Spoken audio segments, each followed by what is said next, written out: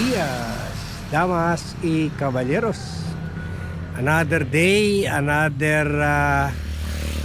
round of shocking issues of the day. Andito pa rin tayo sa East Zamboanga Business and Events Place sa Barangay Manikaan, Zamboanga City. Okay, so let's get this discussion going. So mukhang na wow, mali pala itong si Bato de la Rosa, hindi na jibe or hindi sila nag-usap, pati yung lawyer niya. Or nabigla siya or naging desperado siya dito sa pagtakas niya. Kasi dahil sa pagtakas niya, nagkaroon na yung parang sinasabi nilang intervening events. Kumbaga yung hinihinging ng TRO sa Supreme Court na bigyan siya ng temporary restraining order para pigilan yung pag-aresto niya, ay nawala ng saysay.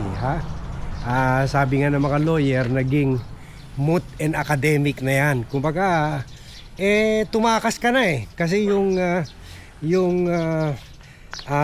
TRO niya is anchored on the fact na hinihingi niya yung High Court to stop the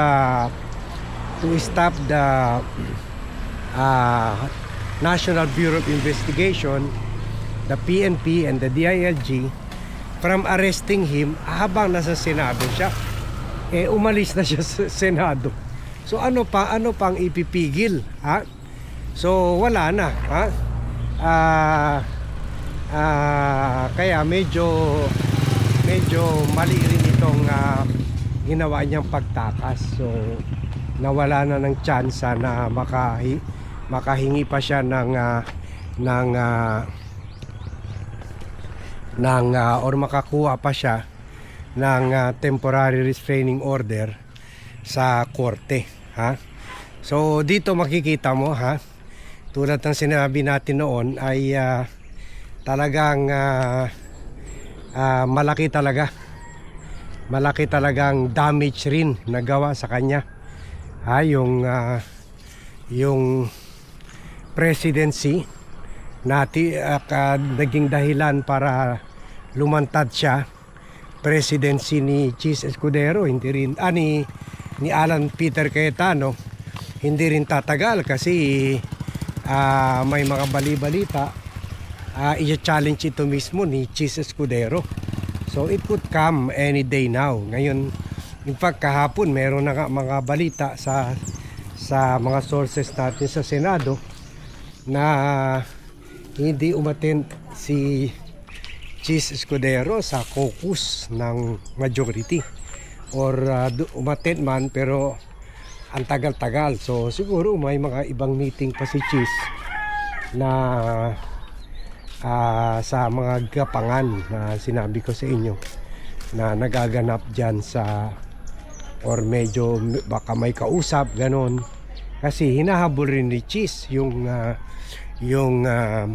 pagbabalik niya sa pagiging Senate President. So ganon rin si Mick Zubiri, si Tito Soto, at baka si Sherwin Gatchal rin dyan rin. So kahapon syempre last Monday, or even maybe kasi lalabas itong Vlog Wednesday, maybe baka masurvive pa ni Alan ang syempre matagal yan, mga negosasyon, meron pa yan mga bluffing game. So matagal-tagal rin yan yan mga kwan na yan, usap-usapan na yan So maybe by the time we will be posting this, andyan pa rin siya sa pwesto. Pero one thing is clear, the position is becoming steadily doubtful or questionable. So how long can he stand the heat? Baga, how long can he survive attempts at coup d'etat? So kumbaga parang lumalabas, parang nasayang pala yung paglalantad ni Alan Peter Cayetano. Dead end na pala to. Nasayang yung paglalantad kasi sorry na-distract ako. Nasayang yung paglalantad ni Bato de la Rosa kasi in the end mawala rin pala yung presidency ni Alan Peter Cayetano. So ang worst dito ay he risked everything for this. Ngayon wala rin, mauwi rin sa wala. Kahit yung TRO niya ay kahit yung TRO niya will be wasted, will be, kasi mas wala nang dahilan para bigyan pa siya ng TRO dahil kuha na nga siya, fugitive na on the run na nga siya ngayon. So tsaka besides, sabi rin mga legal expert, kung gusto niya labanan yung TRO, kailangan lumantat siya or i-disclose ng mga lawyer niya yung kinaroroonan niya. So tulad nila sinasabi nila election lawyer Romeo Macalintal, so he has to come forward. So which brings a very untenable situation kay Bato. Kumbaga all because na budol-budol siya ni Alan Peter Cayetano, na okay, safe ka na safe ka na pwede ka na lumantad, akong bahala sa iyo. Wala rin. Yun, natulungan naman siya ni Alan para tumakas, pero yun, he's back to square one. Lalo na ngayon kasi alam na niya na na pala, wanted man na pala siya.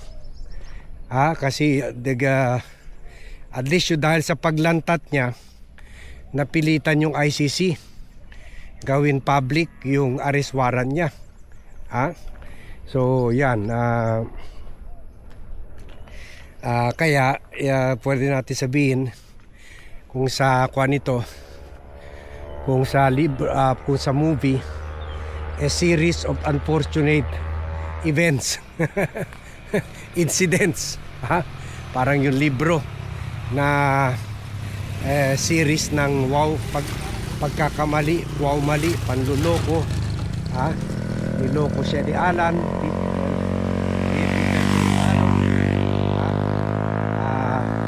niloko rin ni Alan si Loren Legarda na prinamisan na sa kanya mapupunta yung presidency, as she will be the first female Senate President. And then pagdating na ng araw na pagbubutuhan na nila yung president,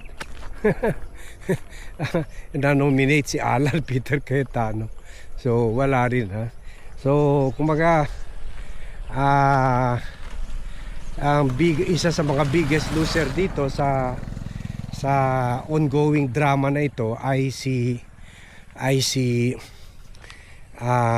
Bato de la Rosa. Kung nasa labas siya, baka may chance pa niya makuha yung TRO, pero ngayon bumalik siya